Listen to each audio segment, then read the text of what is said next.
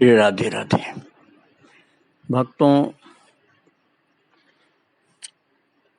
भगवान के विषय में रामचरितमानस में एक जगह कहा गया है, प्रणत कुटुंब पाल रघुराई। अर्थात जो शरणागत कोई होता है भगवान का, तो उसके संपूर्ण कुल का पालन भगवान करते हैं। और मैं आपको सुना रहा था श्री विजय कृष्ण गोस्वामी की पवित्र चरितावली। तो मैंने बतलाया था कि ये अद्वैताचार्य जी महाराज के 10वीं पीढ़ी में जन्म लिए थे। तो भले ही 10वीं पीढ़ी के थे, लेकिन उनके कुल के तो थे। वो प्रणत कुटुंब पाल रघुराई, तो उनके कुल के होने के कारण का बहुत ही ख्याल करते थे प्रभु।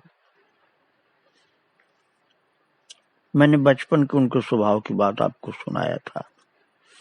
अब उसके आगे की बात मैं आपको ये बता रहा हूँ कि विद्या अध्ययन करने में रुचि कितनी थी इनकी, कि इनका विद्यारंभ जो शुरू हुआ, एक बहुत ही प्रसिद्ध उस जमाने में थे गुरु भगवान पंडित महाशय की पाठशाला।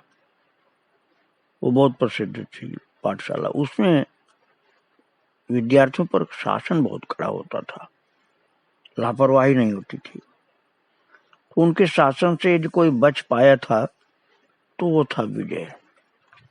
क्योंकि विजय पहले से ही सावधान और पढ़ने में बहुत तीव्र बुद्धि का, सुतीक्ष्ण बुद्धि और गुरु के प्रति सेवा भाव के कारण उनका प्रिय पात्र बन गया। वो इतना मेधावी था कि वो जो एक बार सुनता या पढ़ता वो उसे कंठस्थ हो जाता था। तो गुरुजी महाराज तो हमेशा प्रसन्न रहते थे उस पर। वो प्रत्येक परीक्षा में प्रथम श्रेणी में प्रथम उत्तीर्ण होता।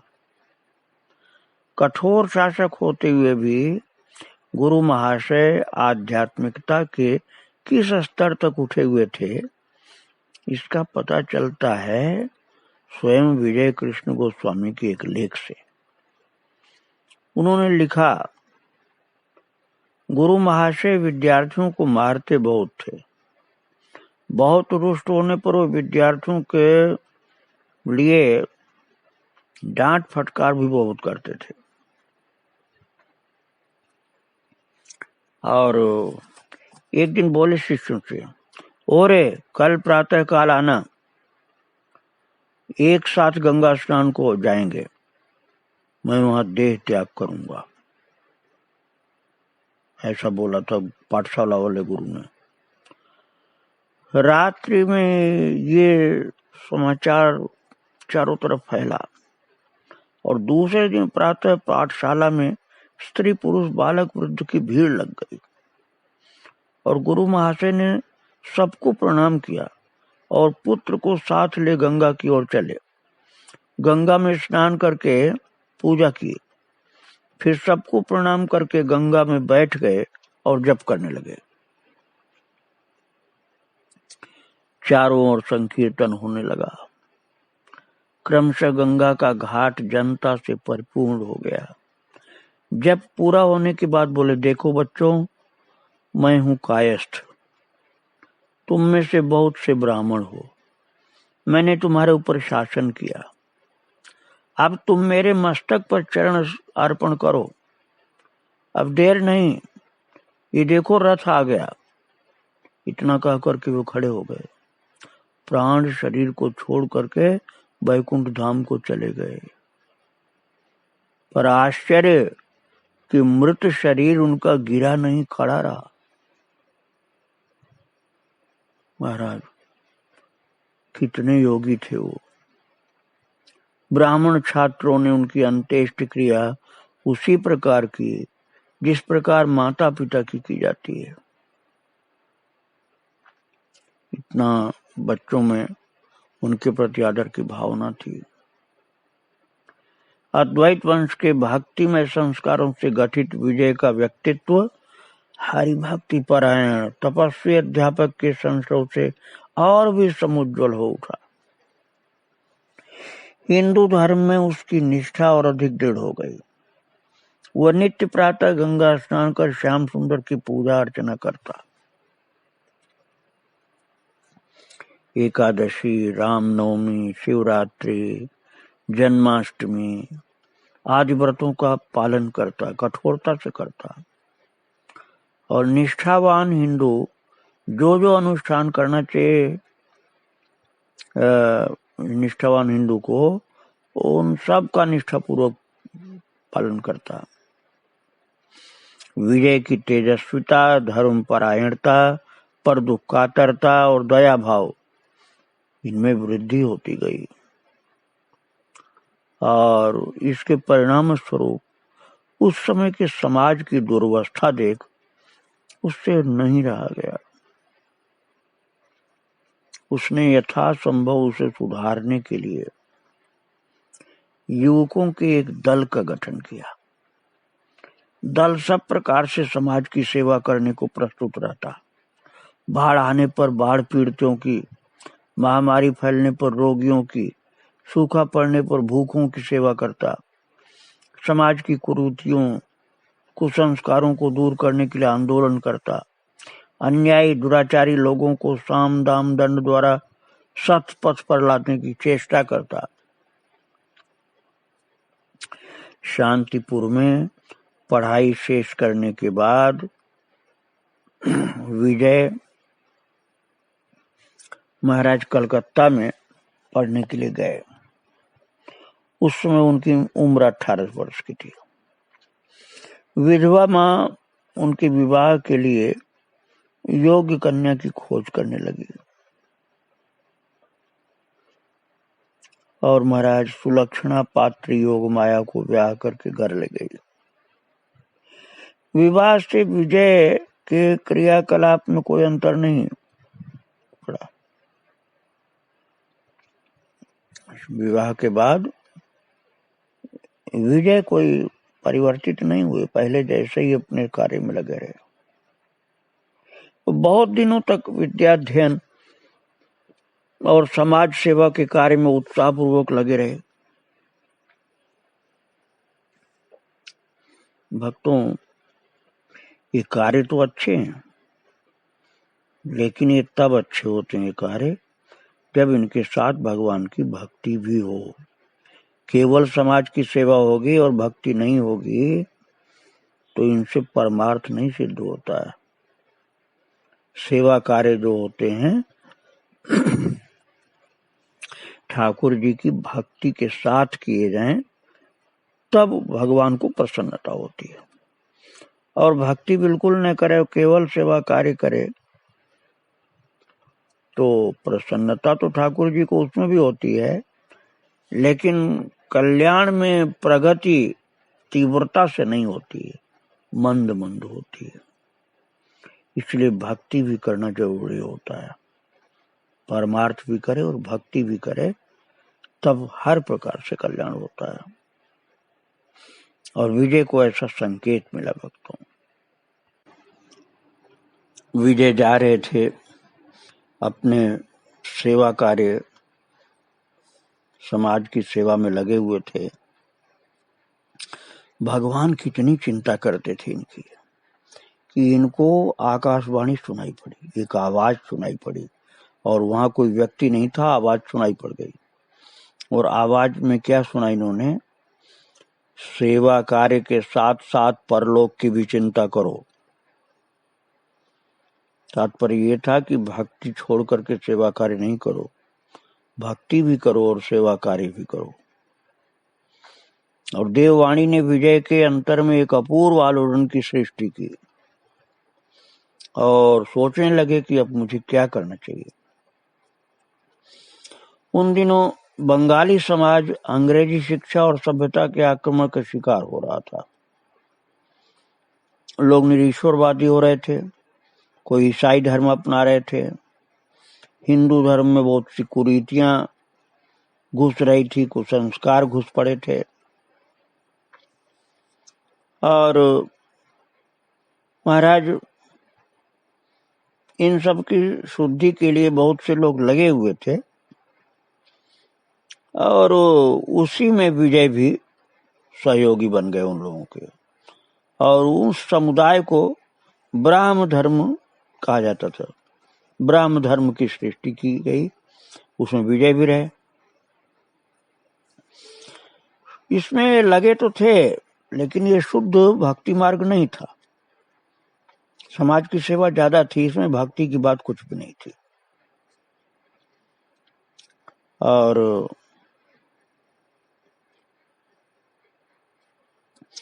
महाराज उन्हीं दिनों की बात है,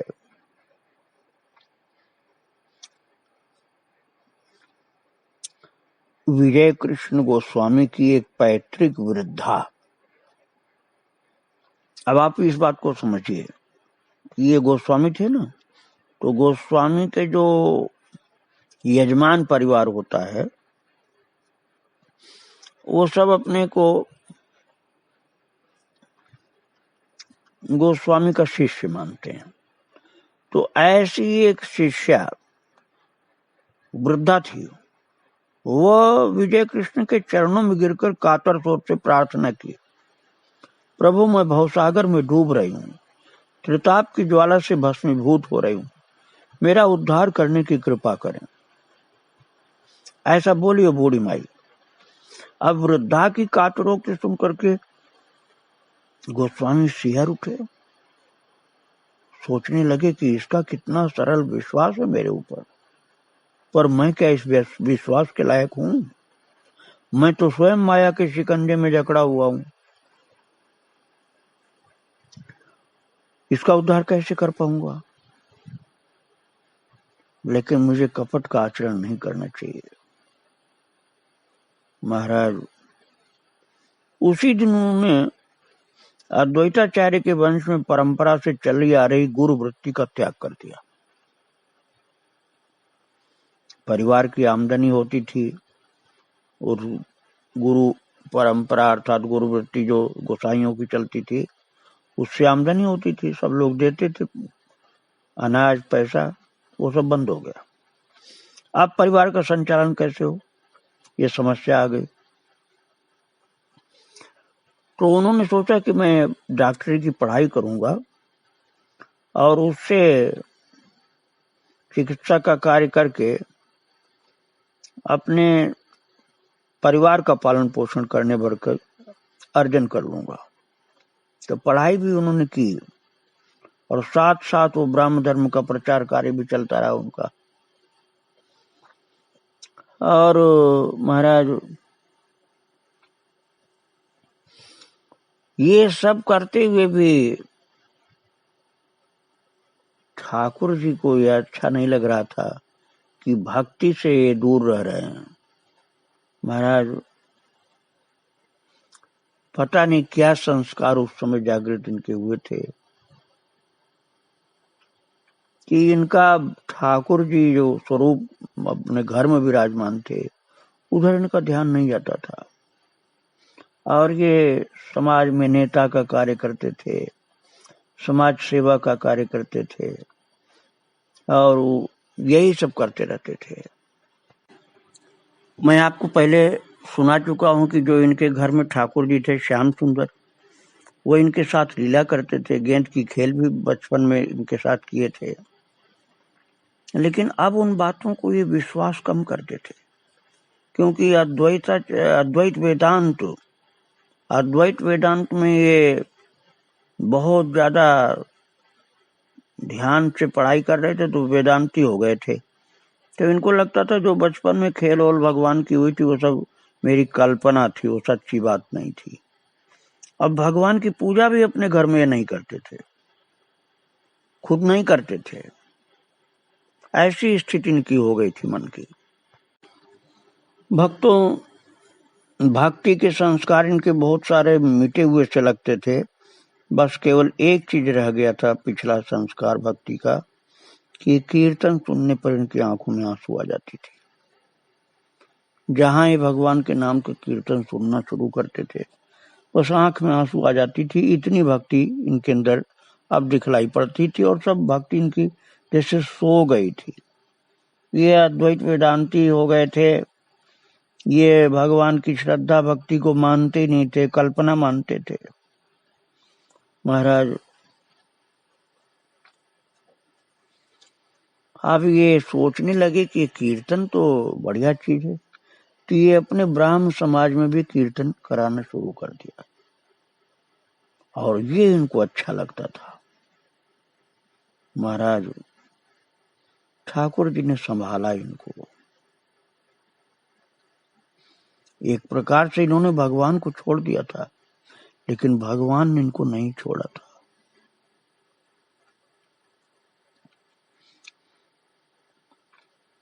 ये जो श्याम सुंदर जी इनके घर में विराजमान थे ठाकुर जी, महाराज कितने कृपालु हैं भगवान, कि उनका भक्त एक प्रकार से कुछ बिगड़ गया था, अद्वैती हो गया, कुछ तार्किक, कुछ नास्तिक और कुछ समाज, ब्राह्म समाज में यही भूल गया कि भक्ति करना चाहिए। अब भजन ध्यान पूजन कीर्तन सब बंद हो गया था। कीर्तन कहीं सुना तो अच्छा लगा, इसलिए अब शुरू कर दिया। लेकिन ऐसी स्थिति में भी एक बार श्याम सुंदर जो इनके घर में ही विराजमान थे, उन्होंने स्वप्न में प्रभु ने इनसे कहा, ओरे मैं सोने का चूड़ा धारण करूंगा। चूड़ा बनवा ले आना। चूड़ा मतलब चूड़ी, कंगन। भगवान ने स्वप्न में इनको दर्शन दिया और कहा कि सोने का चूड़ा बनवाओ, मैं पहनूंगा। तो विजय कृष्ण क्या बोले? विजय कृष्ण को भावावेश नहीं हुआ, प्रेम नहीं हुआ, आनंद नहीं आया, क्योंकि ये अर्धनास्तिक से हो गए थे। अद्वैत, अपने को अद्वैत वेदांती मानते थे और भगवान सगुण साकार को मानते नहीं थे।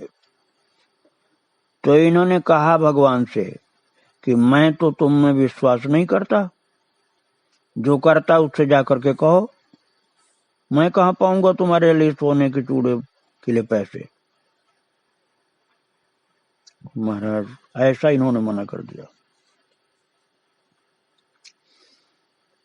तो फिर इन्होंने अपनी चाची से जब बताया तो वे बोली, ओरे कल श्याम सुंदर ने मुझसे स्वप्न में कहा मुझे चूड़ा बनवा ले। मैंने कहा पैसे कहाँ से लाऊं, मेरे पास तो कुछ है नहीं। तो श्याम सुंदर ने कहा 40-50 रुपए तेरे पास नहीं है क्या? महाराज नहीं दे सकती है तो विजय से कह देना, ऐसा चाची से कहा भगवान ने। भगवान की लीला बहुत विलक्षण होती भक्तों। श्याम सुंदर ने कहा, देख तेरी चाची की जांच पे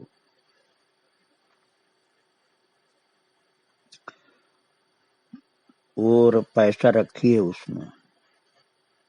श्याम सुंदर ने कहा, तेरी चाची की जो छोटी सी अलमारी है उसमें पैसा रखी है। और चाची इतना कह के रोने लगी, बोली, हाय मेरी 67 रुपए मैंने कितने छिपा के रखा था, कोई नहीं जानता था। अब भगवान की लीला देखो चल रही भक्तों। ये भगवान की लीला, जिसको भगवान अपनाते हैं ऐसे करते हैं। चाची को प्रभु अपना रहे थे। महाराज चाची जो थी विजय कृष्ण की, वो भाव विभोर, उसको अपने पैसे खर्च होने का दुख नहीं था। वो इसी भाव में डूब गई थी, मैंने इतना दिन से पैसा रखा था और मेरे उस पैसे पर मेरे श्याम सुंदर का ध्यान है, और मेरा श्याम सुंदर मेरे पैसे से चूड़ी बनवा के कंगन पहनना चाहता है। महाराज वो पैसा 67 रुपए उस जमाने का बहुत ज्यादा पैसा होता था, वो विजय कृष्ण को दिया चाची ने, और वो ढाका से चूड़े बनवा करके लाए। और आज भी श्याम सुंदर को वो चूड़ा पहनाया जाता है महाराज। और वो बताते हैं विजय कृष्ण कि संध्या समय जब मैं छत पर गया, श्याम सुंदर ने झांक कर मेरी ओर देखा और बोले, और एक बार आकर देखना चूड़ा पहन के मैं कैसा लग रहा हूं। भगवान ने कहा इनसे। तो विजय कृष्ण क्या बोले? ये कहते हैं कि मैंने कहा ही मैं सब देखकर क्या करूंगा, मैं तुम्हें मानता ही नहीं।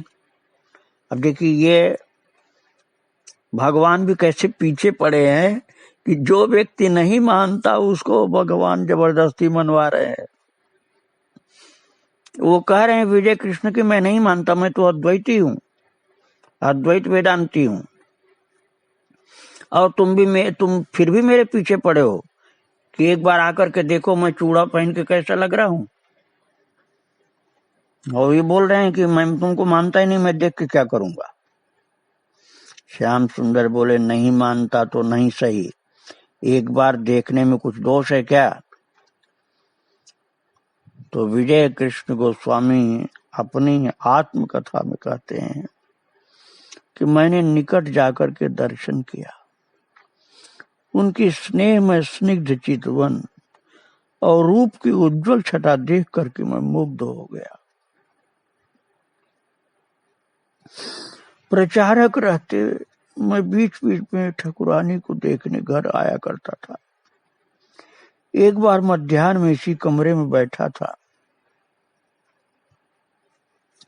श्याम सुंदर आकर बोले, देख आज मुझे खाने को दिया पर जल नहीं दिया है। मैंने उसी समय चाची को बुलाया और उनसे कहा, चाची तुम्हारे श्याम सुंदर कहते हैं आज तुमने जल नहीं दिया उनको। तो चाची बोली, हाँ श्याम सुंदर को कोई और थोड़े मिला, तू ब्रह्म ज्ञानी है ना, इसलिए तुझसे आकर के कहा जल नहीं दिया है। विजय कृष्ण बताते हैं अपनी कथा कि मैंने कहा अच्छा जाकर देखो ना, तो चाची ने जाकर देखा सचमुच जल नहीं दिया था। महाराज भगवान की भी कैसी लीला है कि भक्त अब भगवान को नहीं मान रहा है। नास्तिकता की झोंक में निर्गुण निराकार भगवान को वो मानता है, सगुण साकार को नहीं मानता है। ऐसी कुसंग की स्थिति पड़ गई थी, कुसंग के कारण ऐसी बात दिमाग में बैठ गई थी विजय कृष्ण के कि अब वो सगुण साकार भगवान को नहीं मान रहे थे, और भगवान भी कैसे पीछे पड़े कि जबरदस्ती मनवाएंगे। और भगवान कह रहे हैं कि मुझे पानी नहीं दिया है।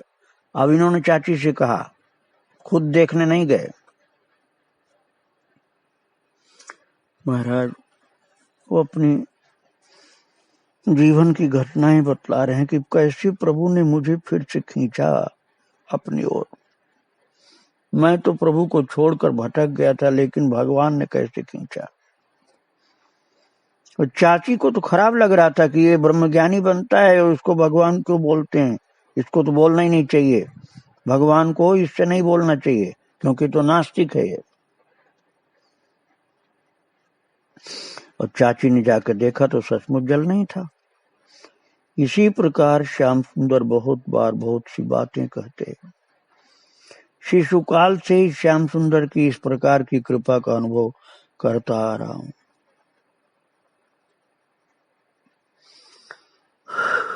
भक्तों, भगवान की कृपालुता की बात बतानी मुश्किल है। विजय कृष्ण गोस्वामी कहते हैं कि मेरे न मानने पर भी उन्होंने मुझे छोड़ा नहीं। मैंने तो भगवान को मानना छोड़ दिया था, पर उन्होंने मुझे नहीं छोड़ा।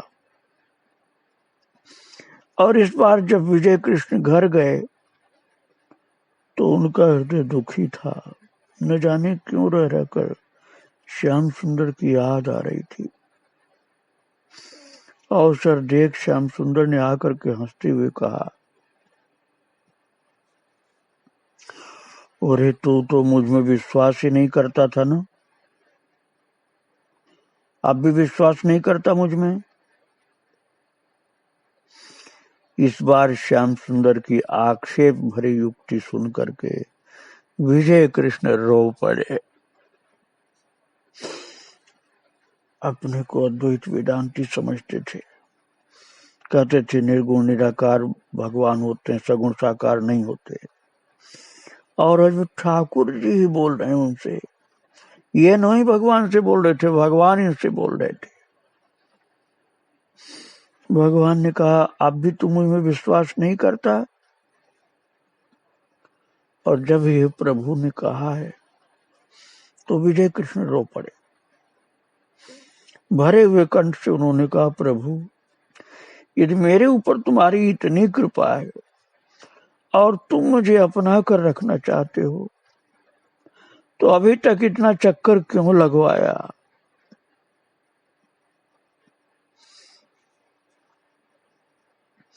श्याम सुंदर ने उत्तर दिया, इससे तुझे क्या, तोड़ फोड़ की मैंने बिगाड़ा, मैंने तो बना भी लूंगा मैं। तोड़कर बनाने में वस्तु और भी सुंदर बनती है, पता नहीं तुझको। भगवान ने कहा सोना तपाया जाता है इसलिए कि उसका मैल और विजातीय द्रव्य निकल करके बाहर हो जाए और सोना शुद्ध हो जाए। श्याम सुंदर ने विजय कृष्ण को चक्कर लगवाया, सब कुछ त्याग करवाया, कंगाल बनवाया, कंगाल बनाया खुद ठाकुर जी ने, ऐसा ये मानते हैं। और ब्राह्म समाज का प्रचारक बनाया, उनके ज्ञान कर्मादि का संस्कार निकल जाए इस बात का अनुभव कराया। और बाद में ये भी स्वीकार करवा दिया कि भक्त्याह में क्या ग्राह्य हो, अर्थात कितने भी ज्ञान तुम प्राप्त कर लो, एक भक्ति से ही मैं पकड़ में आता हूँ, ठाकुर जी कहते हैं। और अब ठाकुर जी ने कृपा करके, अपनी ओर से कृपा करके इस भटके हुए भक्त के अंदर में फिर से अपनी भक्ति प्रकट कर दी भक्तों। आगे इनका चरित्र मैं और सुनाऊंगा। विजय कृष्ण गोस्वामी महाराज के चरणों में बारंबार प्रणाम। श्री राधे राधे, जय श्री राधे।